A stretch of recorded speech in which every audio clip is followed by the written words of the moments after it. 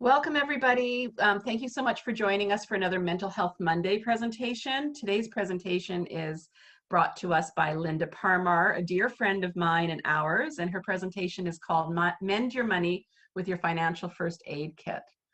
Linda Parmar is a She Recovers coach, and she'll tell you more about her services and her coaching practice. We met Linda through our community here on Vancouver Island. She lives just up island from where we are. That's what we call it, up island. And Linda attended one of our retreats on beautiful Salt Spring Island. Linda, how many years ago was that at this time of the year? 5.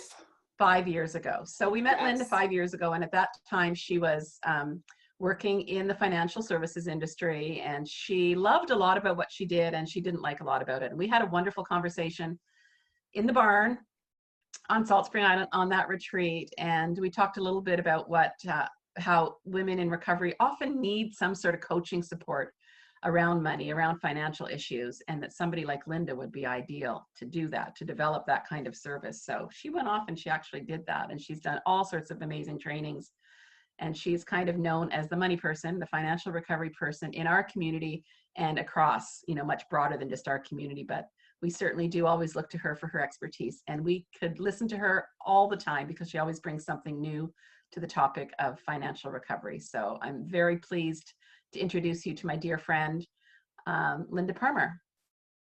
Awesome. Thanks, Dawn. Yes, the best conversation ever in the barn. Hello, everybody. I'm honored to be here today for Mental Health Monday. My presentation today, as Dawn said, is going to be mending your money with your financial first aid kit. I have 8 things that you should have in your financial first aid kit, so I'm going to go over those in this presentation. And if anybody is chatting or anything, I can't see because I'm sharing my screen, so I'm not ignoring anything, but we'll do questions and answers afterwards. So just wanted to, Dawn did a beautiful introduction, so just wanted to kind of levy on that as well. I have been a certified money coach now for 3 years, along with, I think it's been 2 years and a bit as a She Recovers coach. And I just finished another money coaching certification on Friday, which I'm super excited about. I am now a certified financial recovery counselor. So with that is that I did my certification as a certified money coach. And that did a lot around like behaviors around money, that sort of thing. But the financial recovery counselor really brought in specific training in regards to tracking money, a specific program that I use. So yeah, that was very exciting to get that on Friday. I was a financial advisor for 20 years in the financial industry, as Dawn said. I was teaching people what to do with their money, but I was an absolute financial disaster myself. So I'm going to preface that. I was teaching everybody what to do, and I was completely addicted to spending money. So I was addicted to alcohol, and I was addicted to stuff, just all this, bringing this stuff into my life. So that epic conversation that I had with Dawn in the barn talked about, like why, you should be a recovery coach, you should be a money coach. And it was like, my God, like I have so much to learn about money. And from there it was, sometimes you need to teach what you need to learn. And with that, it was like, oh my goodness. I started my money coach training, which then led me to get my own money coaching and work through my own stuff and behaviors around money. And here I am today working my financial recovery all of the time. And I love working with finances. I love supporting women with it. So my recovery coach training helps me specialize with women in recovery. And there's also, I had to include a picture of my beautiful family. I am a stepmom to 2 beautiful daughters, Julia and Emily, and my husband, Sonny, who has supported me from spending way too much money to now being financially recovered, which is beautiful. And actually, just a little side note, he's the guest on my podcast that I'm releasing tomorrow, and we had so much fun recording that episode. So yeah, that's gonna be fun. So mending your money with your financial first aid kit. So I came up with this theory because holy crap, 2020. But I think that's kind of all I have to say about that. It's just like you know, COVID hit and my inbox blew up. It's kind of like, holy crap, Linda, I need to figure out what's going on with my money. It's like a pandemic just really had, you know, money was staring everybody in the face. And so my thought is, you know, we gotta mend our money. We gotta figure it out.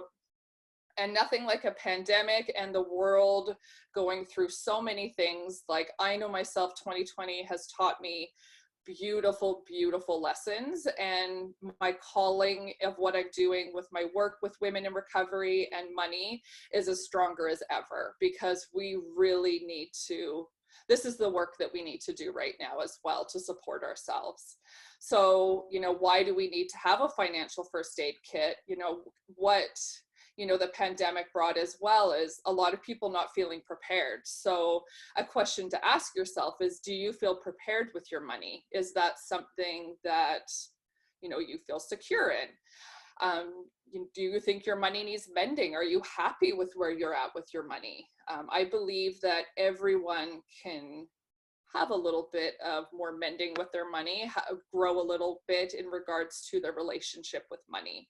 So when I talk about financial recovery or financial sobriety is another term that people use, it's really just working on your relationship with money. So I'm going to talk a little bit at the end of what money and recovery means to me as well, but I'm going to jump into your financial first aid kit and what you should have in it. So I have 8 things that I think you should have in your financial first aid kit, and I'm going to go through every one separately. But I believe you should have a debit card. Obviously, we need to pay for things with something. You need to have a tracking app of some sort. Having some support is huge, so I'll go into that. A spending plan. I don't call it a budget. I call it a spending plan. Feels a lot better. The word budget makes me feel super icky, super restrictive. Don't love that. So I call it a spending plan. So we want to have a savings and a debt repayment plan. So that all kind of puts in a big picture of your finances. Let's start talking about our hopes and dreams. Let's start talking about things that we want to save for. Let's manifest our money and, you know, really start to dream about what we want to do instead of the language of you can't do this. We won't be able to do this with money. Let's start to open our minds a bit to dreaming, right? Looking after yourself is one of the main things with money. I'll go into that. People never think, they're like, money, why are we talking about self-care? Because I'll get into that, but we need to look after ourselves, because then, just like with our recovery, right? Like if we're not in a good headspace, everything kind of falls from there. And we need to have action plans in our financial first aid kit, because you want to be able to have something that you're working towards, some next steps, so a goal every week that you're working towards, because it's an ongoing thing you're going to be working on. So number 1 in your financial first aid kit, you want to have a debit card. Let's put the credit cards away. Stop the madness. That's what I say to that. Especially, and I will preface that with, you know, some people don't have issues with credit cards. And if you don't, all the power to you.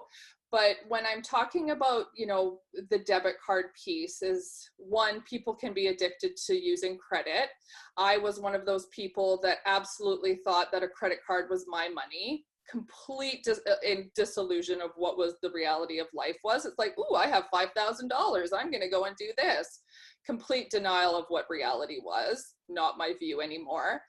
But the debit card thing as well, like, is we want to have all our spending in one place if we're going to be successful in tracking it.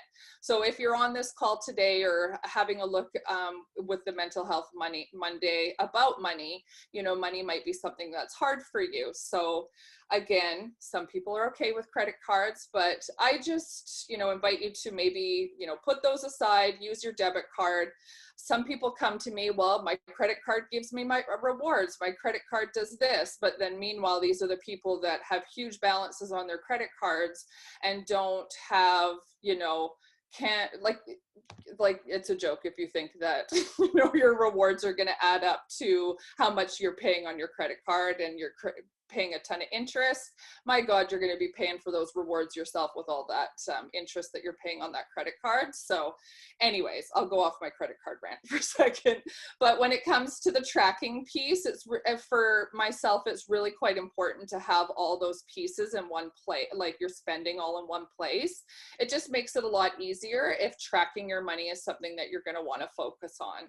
And I think that the number one thing to success with money is tracking your money. Again, with the credit piece, you know, you want to stop putting, if you have issues with debt, stop the madness, plug the hole. Let's not keep that leak going of balances on your credit card. So tracking. So tracking your money. So we will talk about a spending plan in just a minute, but tracking is my number one thing that I think people need to do with their money to feel successful in it. So you could say, for example, even just have a pen and paper and writing it down that way. Like that could be, you know, you're going to put your spending plan together, but tracking your money and seeing where your money is going is huge. Because I'll often say to people, like, you know, how much do you usually spend in the grocery store every month? And it's like, I have freaking no idea. Like, I have no idea how much I spend at the grocery store. How much do you spend on gas, say, per month? Oh God, I don't have any idea. Like the being able to take control with your money and be mindful about your money is having that connection to track and be like, okay, this week I spent $225 at the grocery store, right? So we're just not spending and having no idea where it's going, right? That's where we get into, holy crap, I'm like $500 in my overdraft and I have no idea how I got there. Because that's what I hear all the time, is that people are like, I have no idea what's going on with my money. So it's one of the biggest steps to take with your money, but it's the most important. I will tell you, through my years of experience, is the most important way of connecting with your money. Because like, say, for example, you go somewhere and spend a ton of money and then you go and track that and it's like, oh, there goes my spending plan for groceries for the month. Like I just spent $500 at the grocery store. It just keeps that mindfulness there, right?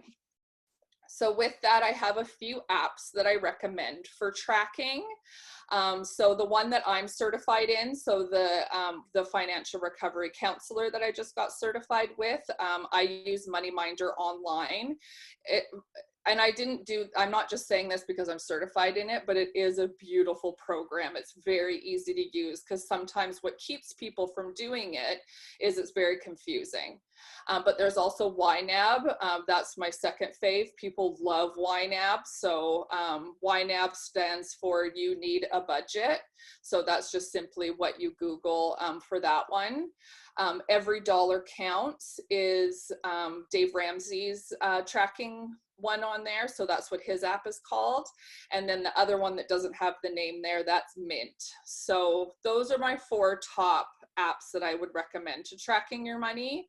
But again, it's the MoneyMinder online is beautiful. And again, YNAB is my second favorite.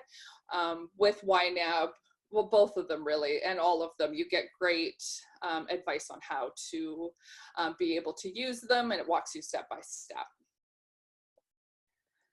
Okay, so support is something that I think is really important to have in your first aid kit. You are not alone when it comes to struggling with money. So one thing I find that keeps women from talking about money, which is one of my huge things, is I want to remove that stigma so we can feel comfortable talking about it, you know, is it's just feeling like, oh my God, it's just me. I'm living in this shame all by myself, and you are not alone in this. There are so many women, especially in recovery, you know, we get sober, we're in recovery, whatever you're in recovery from, and all of a sudden it's like, oh my goodness, like I got to deal with my money. I hear that all the time. So even if it's as simple as, you know, talking to a friend and saying like, hey, I am struggling with money. Do you want to like have a call every week and like maybe we can work on it together? Just simply having something like that. I have a free Facebook Facebook group called Your Money, Your Recovery, where we talk about money. And then of course, you know, a money coach, something like that, just to help support you, because there's a lot of emotions attached to money. So some sort of support to help you have a soft place to land, somewhere where you can vent. You know, we had the She Recovers call last week that I hosted, and some women, just to like get it off your chest, like you could just see them starting to soften a little bit. And so, you know, talk to people about it, right? Like just start that conversation. You are not alone, because I can bet you if you said to a friend, I am struggling with money, they'll be like, me too. Oh my God, let's talk about that. So finding some support of some sort. So a spending plan, also known as a budget in some people's world. I call it a spending plan. So why I love the word term spending plan is I talk about choice. My spending plan is what I choose to spend my money on. It doesn't turn into, I can't afford this, I can't afford it because it's not in my budget. It's like, no, if you want it to be in your spending plan, let's choose to do that, but let's work it within that. Let's make it realistic, right? So in my next slide, I'll go down there as well. But again, we talked about the tracking apps, but even putting it on pen and paper is huge. So after I'm done my presentation, I think I can send a file through the chat, and I have a mock spending plan that I'm going to send to you guys just to get you started if the app idea seems overwhelming to you. So with a spending plan, you always want to include, you know, what do you spend your money on, your fixed expenses, you know, your mortgage, rent, all the things that are guaranteed to be there every month. And then what you need to live. So you have your groceries, your vehicles, you know, as a parent, do you have childcare? But again, in the spending plan I'm going to send out to you guys, it does have a bunch of this stuff broken down. And then as well, what do you make for income? You know, it's so crazy to me when I ask someone like, what, you know, how much do you make per month? I have no idea. Like, I don't even know how much I make per month. And and I'm not saying, but it's just, again, that connection with our money is just so important, right? So, you know, again, do you know what goes in and out of your account every month? Let's start to, you know, have that connection and take control of our money that way, instead of letting our money control us, right? Like let's get rid of that. Let's not have the money control us anymore. So this is what I'm going to send out to you guys. So it gives you a lot of different things to think about when it comes to what your expenses are. And, you know, pull up your bank statement and have a look and see, like, holy cow, what am I spending on groceries this month? Like, I would invite you to grab 3-month statements of the way you spend money and really add it up, and be super gentle with yourself when you're doing that, because it's going to be a little bit of a shock for those who don't really know where your money's going. So be super gentle with your heart with that. So having a savings plan, the one thing I hear from women all the time is that I just can't seem to save any money. I can't seem to get started. I don't have enough. And especially as women, we have this responsibility in regards to motherhood and all that sort of stuff. And then it's like you have your kids, and it's just like, and all the time I'm like, I hear like, Linda, I just don't have enough. I never am going to have enough. So, you know, what does enough mean, right? Like really starting to think about that for yourself. So putting some money into a savings account, even every paycheck, you can do as little as $10. You can do as little as $25, you know, just something. And again, work that into your spending plan. But think of something, you know, I could spend $25 less at the grocery store this month to be able to start to put some money into savings. It's just going to make you feel so much better. And then as well, like when it comes to the debt repayment plan, because we have a savings plan, we have a debt repayment plan, you know, make sure at first when you're starting your financial recovery that you're paying at least the minimum payments on your credit cards. And that's where I mean, like plugging that hole, stopping the leak. Like the leak I'm referring to is like building up balances on your credit cards, you know, what I would call, the word's not coming to mind right now, but just really making sure that that balance doesn't grow anymore. Stabilizing, that's the word I was looking for. Let's stabilize your debt. Let's not have any more debt. Let's start putting a little bit of money into a savings account. And people sometimes will say, but if I have debt, why am I putting money into a savings account? Because and I call this, called saving yourself out of debt. So if you have an emergency or something that comes up and you have that money in your savings account, you're not gonna start pulling it from your credit and start to have that behavior start again of then putting it into your debt. I'm talking about behaviors this is what I'm saying to start your financial recovery. This picture obviously changes as time goes on. We work out different ways to start paying off your debt more quickly. But if you don't feel like you have enough, or that you're never going to have savings, we need to start kind of getting that cushion for you. Because how good would it have felt when like COVID hit, the pandemic hit, and you had a little bit of a cushion of savings? It would have helped you breathe a little bit better. The sleepless nights wouldn't have been as bad, that initial panic, right? So that's what I mean about mending your money that way. Let's invest in ourselves. Let's start to look after ourselves that way. So with a debt repayment, So the savings plan, again, do you feel like you have enough? The answer is always no when I ask people that. Investing in yourself, let's prepare for unexpected expenses.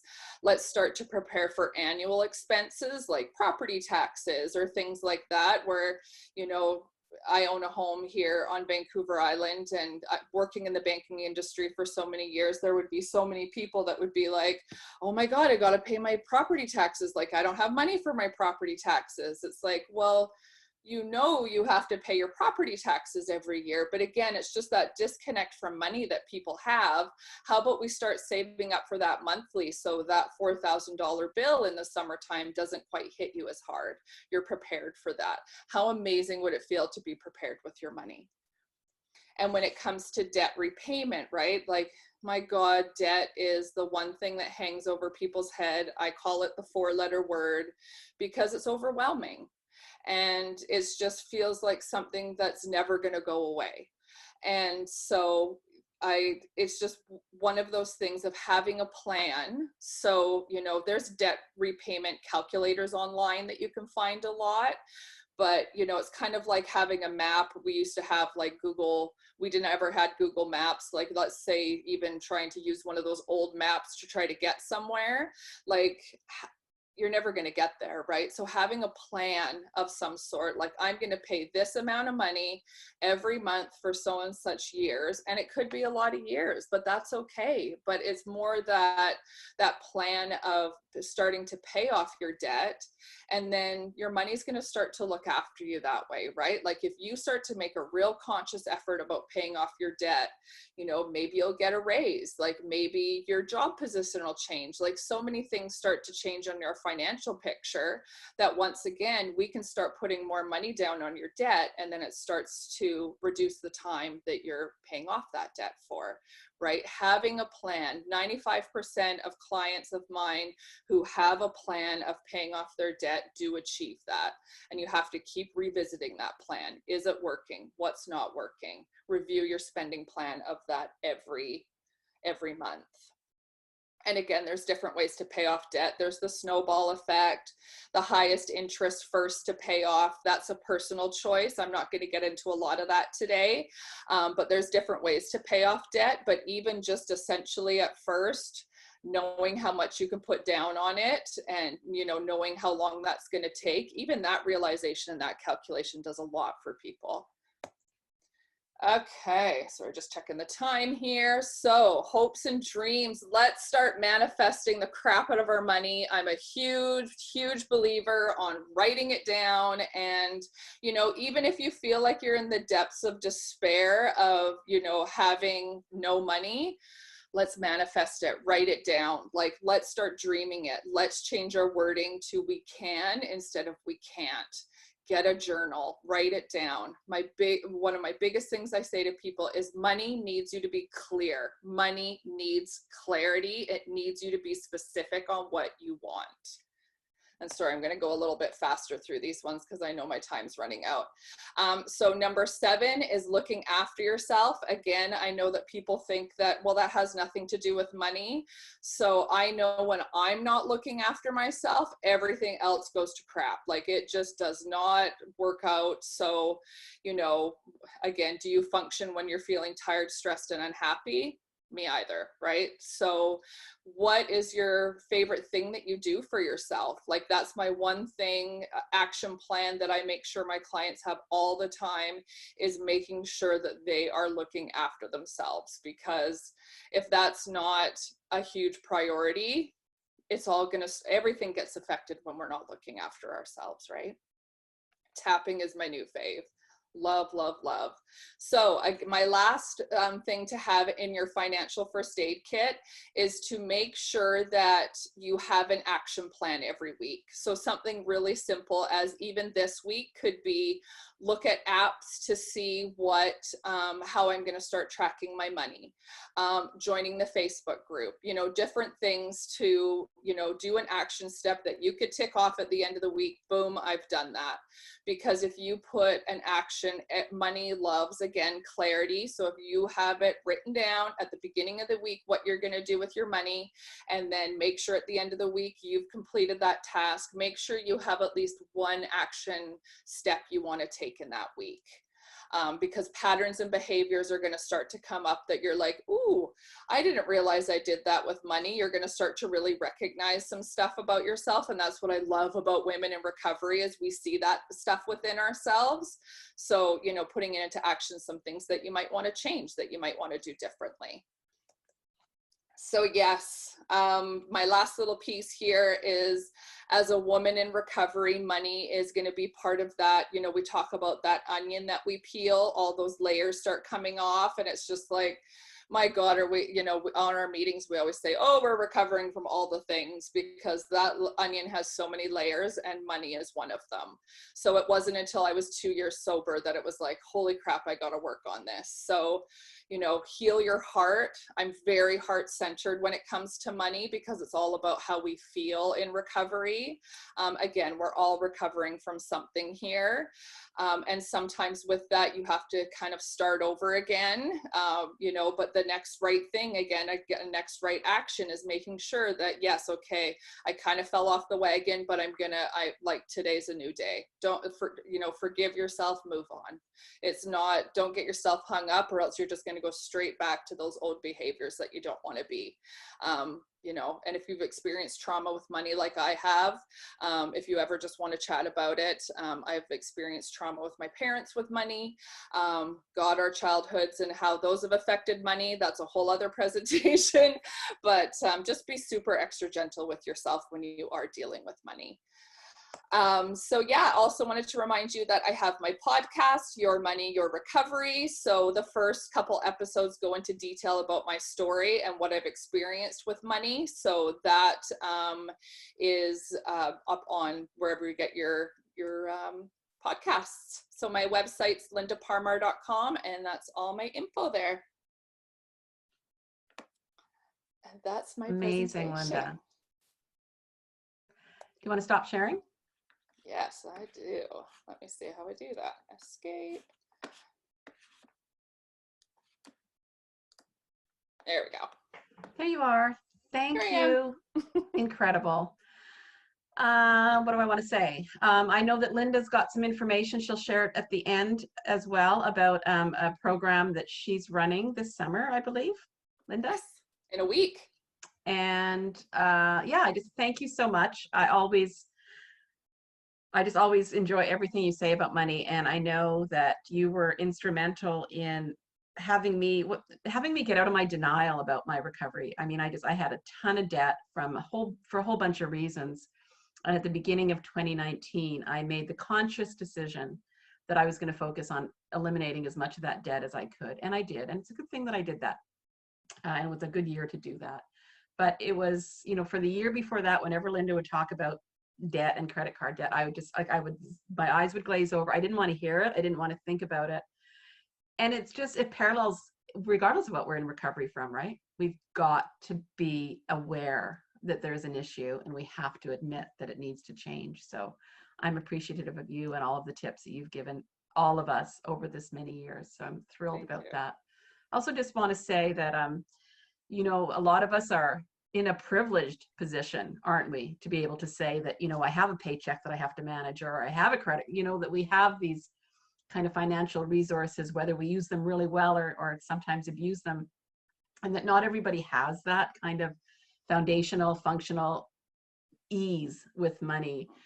You know, there are members in our community who are on disability, who are unemployed, who are really struggling financially. And I guess what I would want to say to those women is that you're still going to be in a better place if you have some conscious, if you pay kind of some conscious attention to the money that you do have to manage. And so anyway, I just wanted to recognize that we all recognize that it's not like we all have a great deal of money to throw at putting debt down or anything else, that everybody has different circumstances. Everybody has different pathways of dealing with this type of recovery as with others. And there's no judgment about how you do it, but we love, you know, Linda's providing some pathways and some things that you can pull from and use as your patchwork, the ones that work for you. So grateful to you as always. I'm going to turn off the recording. Thank you, everybody.